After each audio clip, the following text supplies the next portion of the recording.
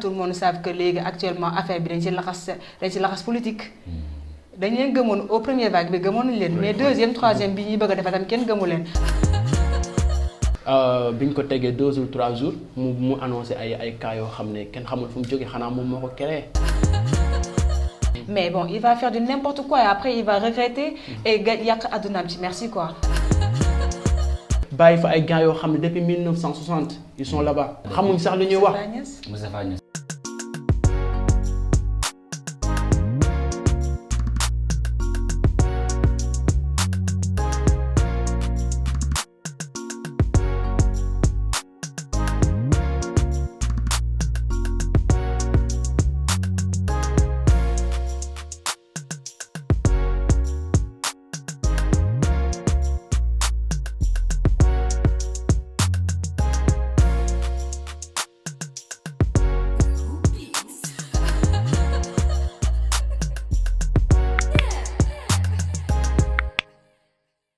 Alors chers amis téléspectateurs chers internautes ginnaaw bu ñu leen nuyoo ñu am contentement mbégteeg plaisir di leen dalal fi nga xam ne moo di Kaba Film tey nag dañu bëgg waxtaanee loo xam ni vraiment mi ngi lëmbe Sénégal di lëmbe àdduna bi partout dans le monde mu di lan coronavirus di lan ñu wax ko Delta variant mu ñëw ci Sénégal di dal ñu bëree bëri moom la ñu bëgg waxtaanee fii ci Kaba Film tey nag dama ci seet ak sama ñaari kàngam kenn ki di woy turu Mamadou Wade ak soxna Maguette Fall ñoom laa bëgg waxtaanee loolu nga xam ne mooy tolluwaayu mbas mi di coronavirus.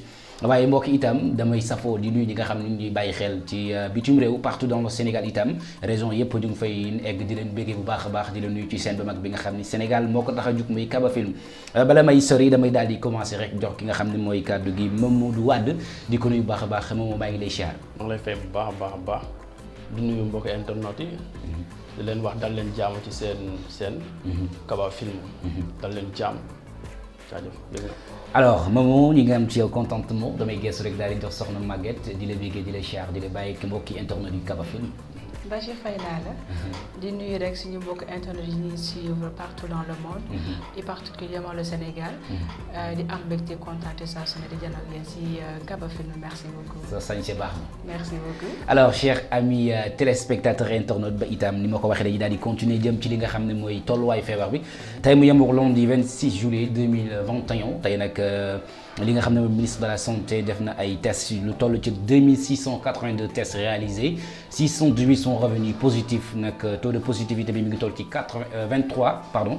23% ci la toll ñu ngi leen di bëgg bu baax a baax donc loolu lañ bëgg a faram-fàccee waxtaan ak kook sama téléspectateurs yi waaye itam waxtaanee kook sama gan yi nga xam ne moom laa andal lii di coronavirus nga xam ni réew mi toll na foo xam ni donc critique na problème yi bëri na pauvreté bi bëri na muy corona bi ñëw gën a empêcher doomu aadama yi léegi daal dama ci bëgg waxtaan ak yéen tamit boole ci ñi nga xam ni nooy mais balay loolu damay joxe ay li nga xam ne mooy mesures barrières yi nañ ko respecté yaakaar naa dañu war a takk port de masque obligatoire la ñu wax itam waaye gel bi man tamit sax may njëkkee commencé laal ci gel bi allez gis nga ni ma ko defee nii tamit ci la bokk nañuy daal di saxoo di laal suñu tel itam di laal suñu ay masque sama masque ngi ni émission moo tax ma tekki ko mais donc damay chaque jour fu ma jëm en rassemblement yi fépp fu ma ti doon damay daal di laal sama masque loolu c'est très important Mamadou Wade yow dama lay laajte benn question boo xam ni c'est très important muy Covid-19 di coronavirus tey sa xalaat ak sa jàngat naka nga ko mën a faram-fàccee pour les téléspectateurs ñu gën a xam lan moo waral mooy coronavirus di Covid-19. waaw maa ngi nuyuwaat mbokku téléspectateurs yi. di wax ne waaw corona moom ni ma ko gisee lu am la laa mën a wax quoi.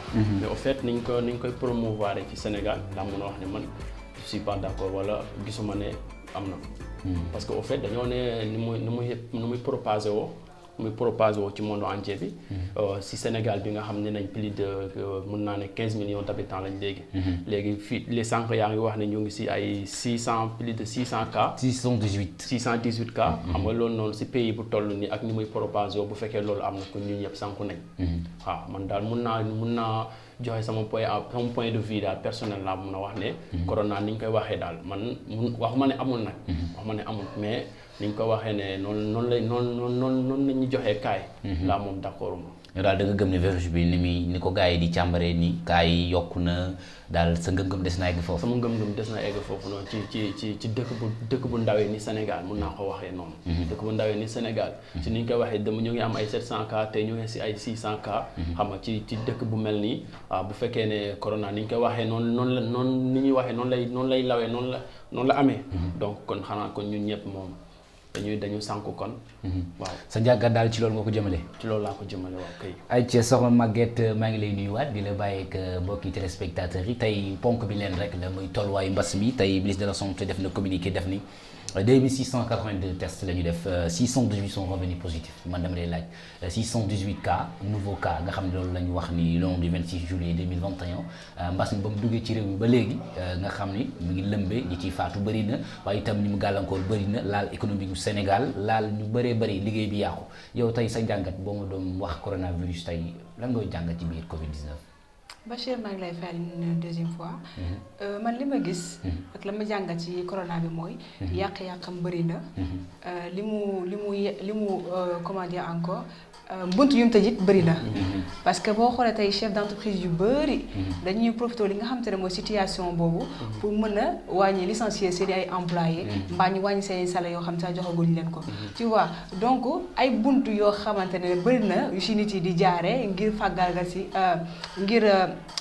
nu nga ko mën a waxee tëqalantal seen i employé wala boog ñi nga xam te ñoom lañ ko sañ a def ba tey gëmuma it corona bi fi nga ko yóbbu yegg na fa pour dire vrai non yëgamuma ko parce que premièrement boo leen fàttali ko si première vague bi dañu waxoon que ni que corona bi du am doole Afrique notamment Sénégal parce que dañu am naaj bi daf koy rey donc mënu mu ñëwaat ba ci biir encore ñu ne waat encore loolu c'était des juste des paroles mais li ñu mën a fii rek lay mën a fii ñun nañ sant yàlla ku demoon Europe tey jii ñoom li cas yi ñu am xaaj bi amuñu ko ñu ñëwaat encore bëgguñu imposer li nga xamante ne mooy vaccin yi mais depuis quand la nguur gi am souci si ay population am pour man vaccin yi am na lu ko jiitu li ko jiitu mooy mauvaise alimentation bi fi nekk. mauvaise alimentation. bu fi nekk lañ waroon njëkk a xeex.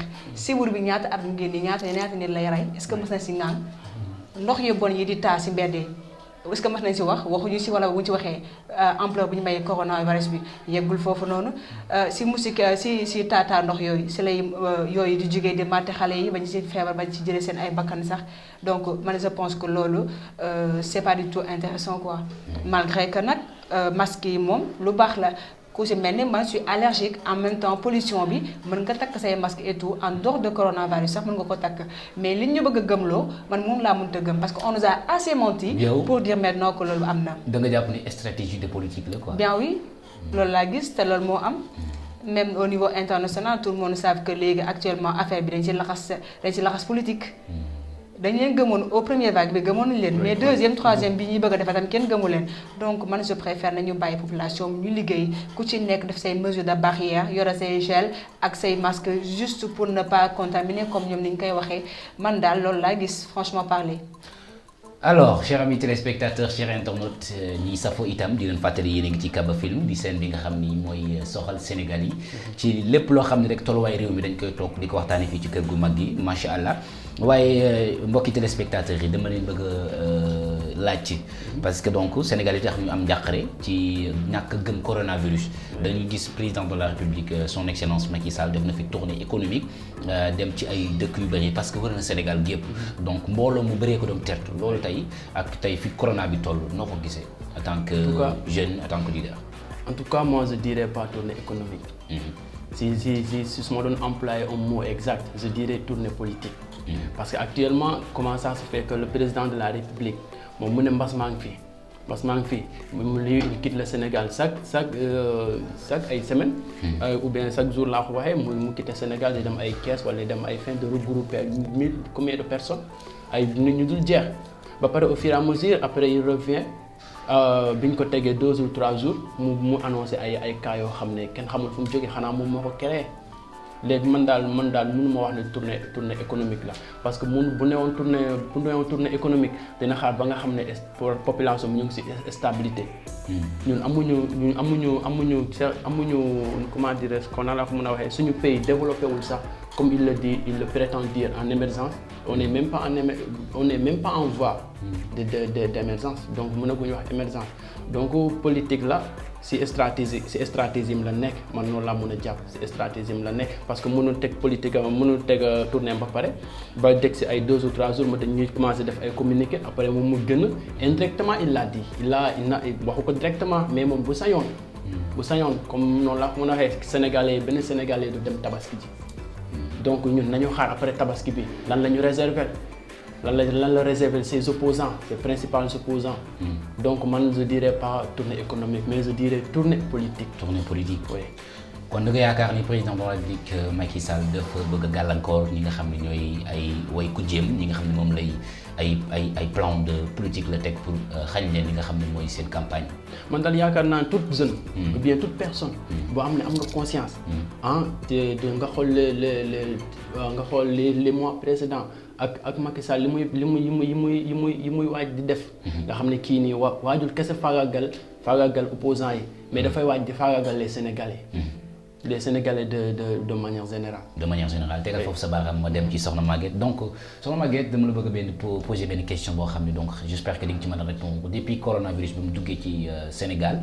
ba ñu wax première vague deuxième vague événement yi bëri lu nekk jaar fi itam léegi yow nan nga mën a sa jàngat lan nga xam ni corona bi tey empêché na la ko en tant que ngay say projet wala en tant que loo xam ne yàqal na ko Sénégal itam. bon si domaine bi ma xam. ku ci mel ni domaine restauration bi. lim ci yàq yaatu na. plusieurs personnes ont été licenciées. juste parce que nee nañ corona bi la ñenn ñi dañ si jaaree am buntu comme ni ma ko waxee woon. dàq seen ay employés prêter comme cause ni loolu moo tax mais c'était pas ça du tout. donc mënuma d'accord aussi Macky Sall def tournée économique am ba toog ñëw ni dafa corona bi dafa am et que de manière indirecte nga ni da ngay tëj ni seen kër que bu leen tabaski ji la santé c'est clair c'est important mais la famille aussi rien n'est plus important que ça. Ouais. C'est inchangeable.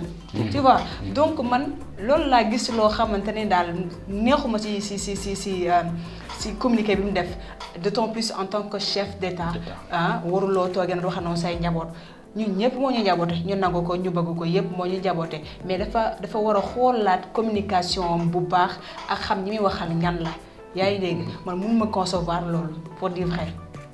D'accord. Chers amis téléspectateurs yéen a ko gisandoo Maguette analyse yi pertinente na macha allah li nga wax tamit bàyyi nañ ci xel parce que coronavirus empêché na ay emplois yu bëree bëri tey chômage bi taux de chômage bi yaakaar naa daf ko yokk ci Sénégal. dafa gën a yokk nga ñëwaat encore maa ngi ñëwaat encore si ñi nga xamante ne dañ def élevage comme man jaay ginaar ak yooyu.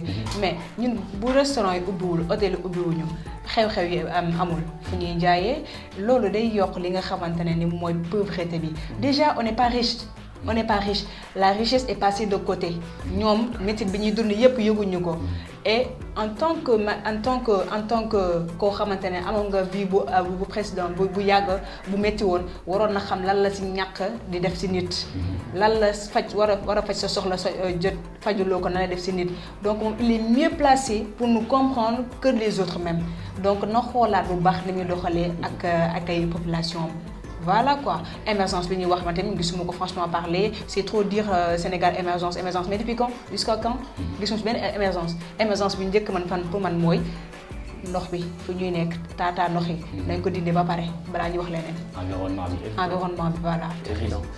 Alors Mamadou Wade. Mamadou dama lay laaj tey yow sa plan de stratégie tey bu amoon looy un petit conseil boo xam ne da nga koy jox état du Sénégal tey sa xalaat lan la jox exactement.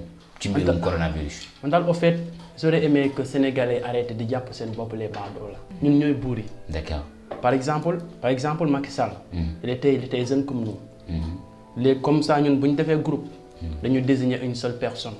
ñu ne diw teg nañ la fii léegi ñun jox nañ la tant millions pour nga def ay projets ñun ñii ñu mën a liggéey.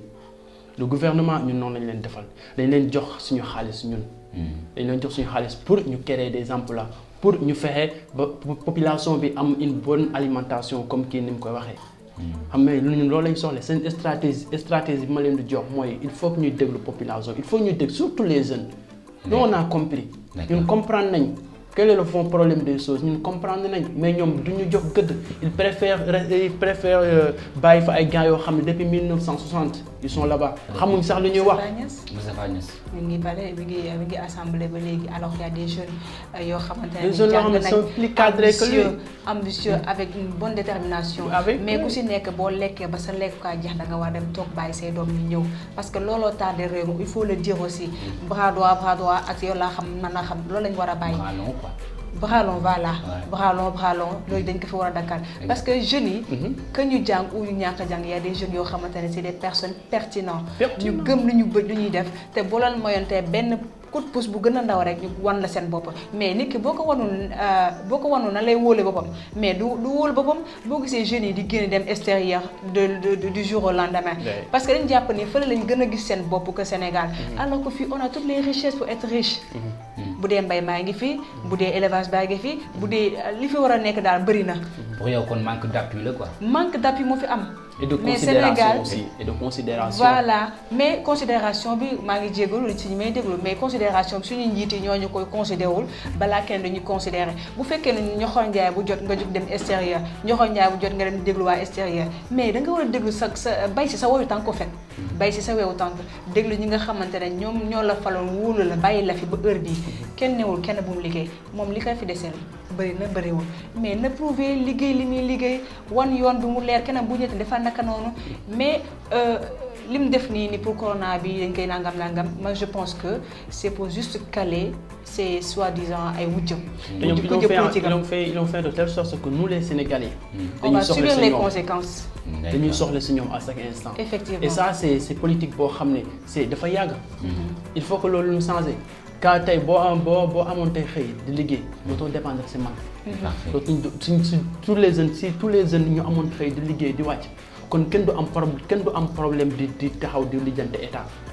dañuy fexe nu ñu choisir la bonne personne pour qu'il gouverne. te dagguma rek Mamadou Bachir. agression bi boo seetloo temps yi ak veille tabaski bii nii rek boo gisee ñi agressé bëri na. c'est énorme mais loolu boo indiwaatee tey soi-disant état d'urgence mais gars yi dañuy gën a rakkaaju parce que ils n'ont pas le choix même si que c'est pas vrai. je les encourage même pas du tout mais état bi moo war a xoolaat doxalinam. parce que ay jeunes. buñ tolloo ci liggéey war a xëy joxe yow gis sa famille. am soxla fajuloo ko dafa metti kooku bu fekkee ko xam te ne amul conscience wala bu am ko koy éveillé. mais bon il va faire du n'importe quoi et après il va regretter et yàq àddunaam ci merci quoi voilà. en tout cas c'est évident ñun gis nañ problème bi yépp loolu mooy wax ci léegi état yi na def le tout pour considérer ñu moi c'est mon final bi loolu laay wax nañu considérer nous les jeunes. aussi. alors chers amis téléspectateurs et internautes ñi ngi leen di siyaare bu baax a baax di amati contentement mbégte ak plaisir ñi nga xam ne ñooy safoo Kaba Film c'était vraiment un plaisir de vous servir donc li nga xam ni mooy tolluwaayu mbas mi tey moom la ñu indil woon yemoo lundi 26 juillet 2021 moom la ñu indil woon waxtaan ak sama ñaari kàngam yi donc macha allah liggéey waxtaan bi am na njëriñ itam ressource bi tamit mi ngi fi xam naa dañuy dox dig daje mbokki téléspectateurs yi ba mais balay loolu mu bàyyi leen ngeen tàggoo joxe seen kàddu gu mujj. di la remercier frère di remercier mbokki téléspectateurs yi góor ak jigéen mag ak ndaw di leen wax ne Kaba Film il est là pour vous servir il est là pour vous informer aussi di leen wax ne dégg nañ loolu kontaan nañ jërëjëf. alors merci Mamadou Wade am nañ ci yow mbégte xam naa ñu ngi lay joxaat dig daje ci beneen émission boo xam ne mën na undu leneen lu dul coronavirus parce que donc Sénégal moom il y a beaucoup de choses qu'on peut parler alors soxna Maguette ñu ngi lay bàyyi nga joxe sa kàddu bu mujj du ma la wax sa kàddu bu mujj nga joxe sax loo xam ni moom ngay dig téléspectateurs yi daal loolu leen di tàggoo. donc Bachir maa ngi lay remercier avant tout si yaakaar gi di nuyu sama confrère Mamadou aussi si kàddu yu rafet yi juste pour dire que nañu gën a gëmaat suñu bopp xam ñu ñooy kan xam ñu la lañ bëgg faut pas toujours dépendre si gouvernement bi gaw ma loolu da ngay jéem dara parce que suñu borom fekk la sax voilà donc ñu ngi leen di remercier yéen ñëpp bu ñu juumee da nga xam ne suñu matadi la ak suñu ñàkk xam donc ñu leen di sa jaajëfal bu baax a baax jërëjëf. alors chers amis téléspectateurs mi ngi noonu Kaba Film cette télévision la seen site internet la yéen a ko tax a jóg di leen jox rendez-vous à la prochaine fois di leen wax nag ngeen abonné itam commenter lépp lu leen naqari wala loolu ñu bëgg a wax rek mën ngeen commenter daal di abonné itam daal di partager aussi merci beaucoup toutes et à tous am nañ mbégte ak contentement jërë ngeen jëf.